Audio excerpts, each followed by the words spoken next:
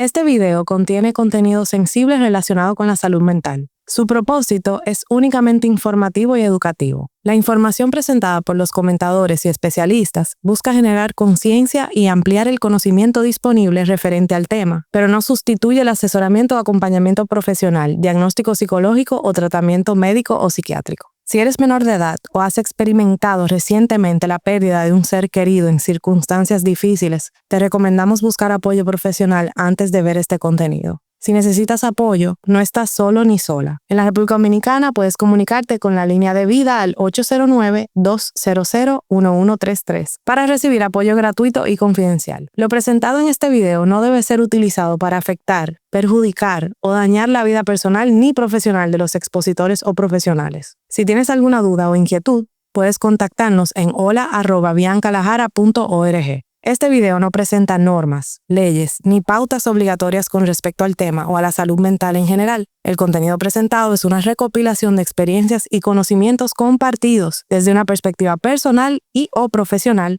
para brindar luz sobre un concepto que está impactando la juventud dominicana. En ánimo de psicoeducarnos, comencemos con el video.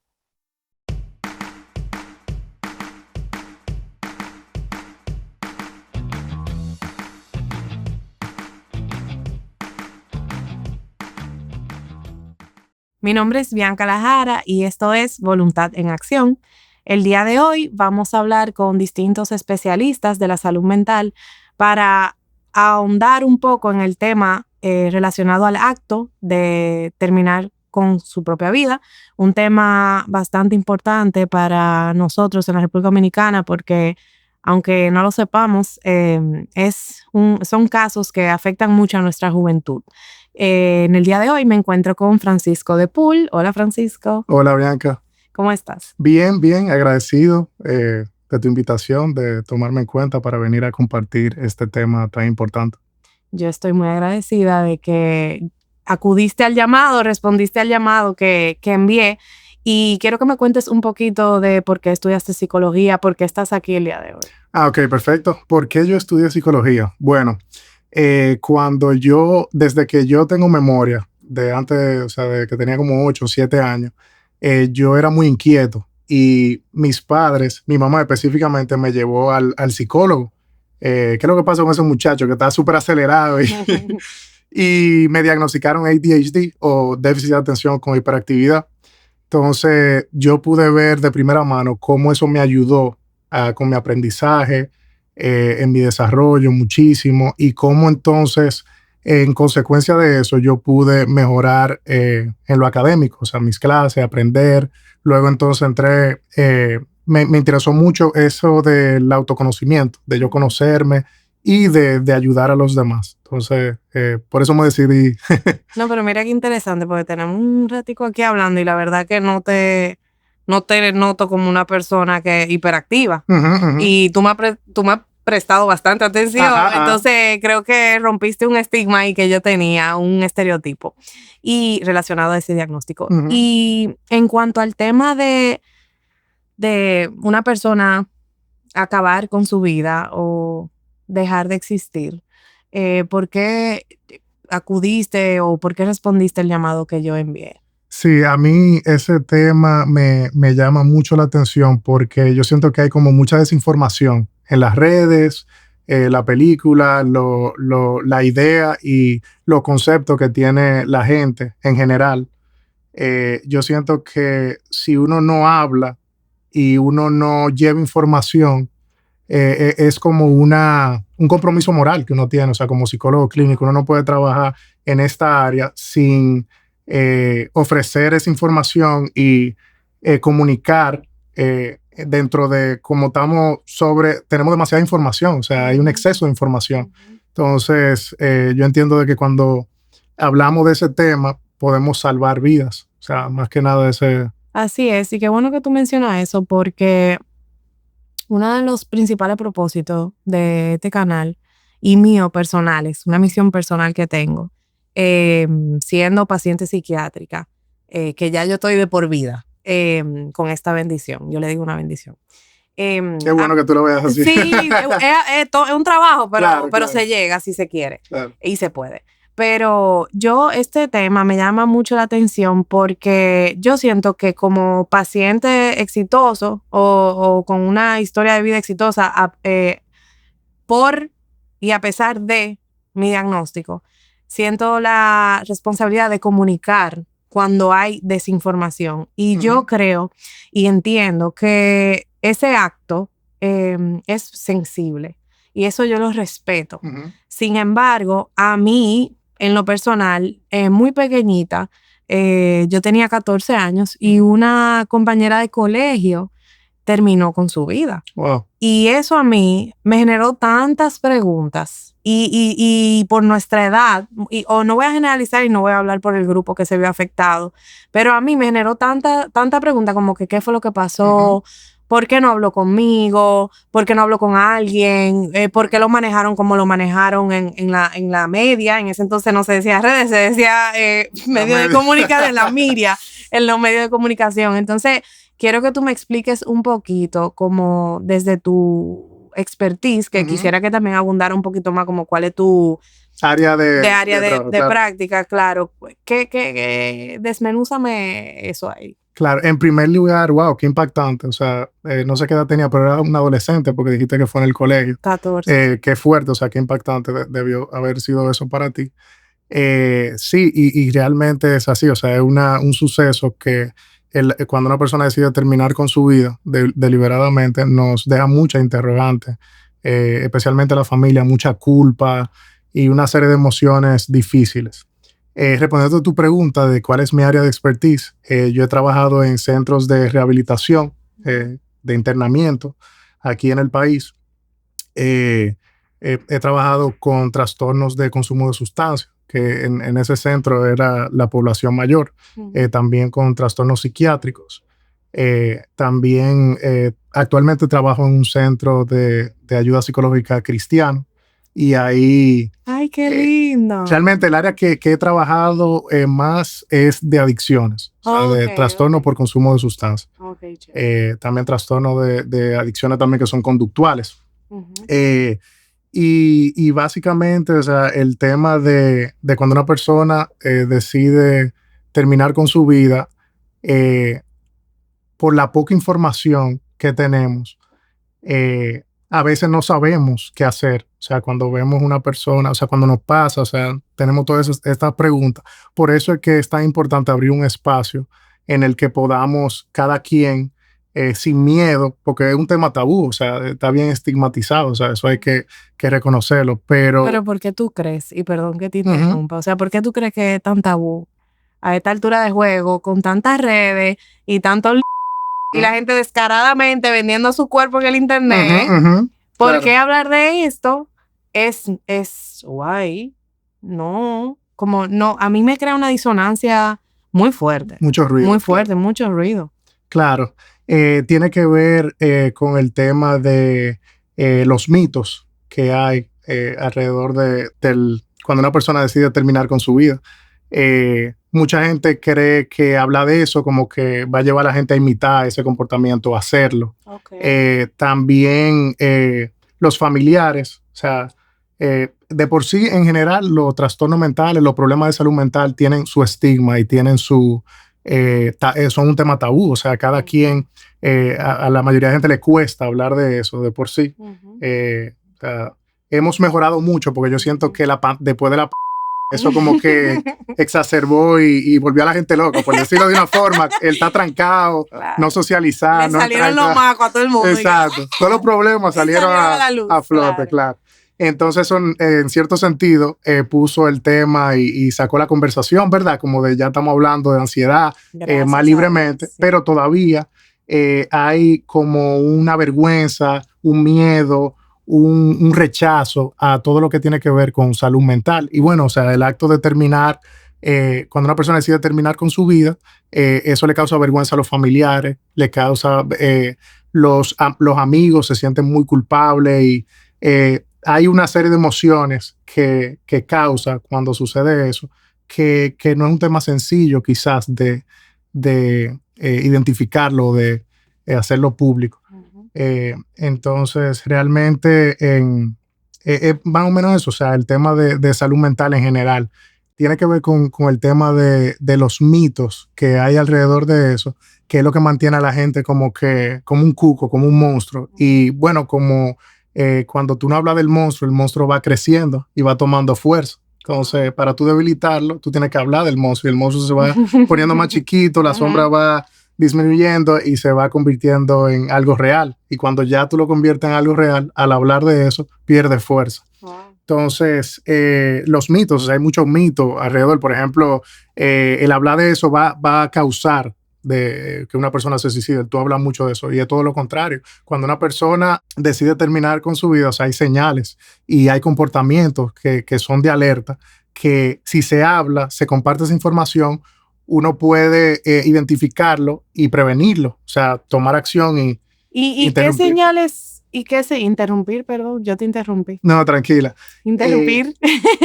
Interrumpir o sea, que una persona se lleve a ese estado. Seguir ese camino. Exactamente. ¿Y qué señales de alerta una persona como yo, en amistades, en familiares, debe de estar atenta? Claro. Que sean, y no quiero confundirlo con señales de alerta de un estado depresivo, ni de estado de ansiedad o ataque de pánico.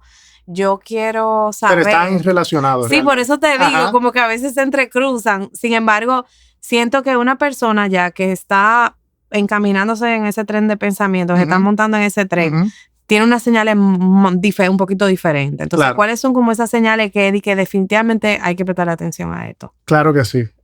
Pausa. Porque como adolescente, si tú te trancas en tu habitación 3 días corridos, no, quizá uno se pone como, pero está deprimido, pero no quiere socializar. Pero es adolescente, también como que hay que respetar toda esa hormona que están revolteadas. Entonces, por eso te digo, como diferenciar muy puntualmente esas señales que mira, hay que hacer algo. Claro. Hay que intervenir. Claro, yo creo que para poder identificar las señales de alerta, en primer lugar, son cambios conductuales muy bruscos. O sea, cambios conductuales, vamos a decir, una persona que tiene una actividad que le guste o el juntarse con sus amigos, que de repente se aísla o de repente deja de hacer esa actividad.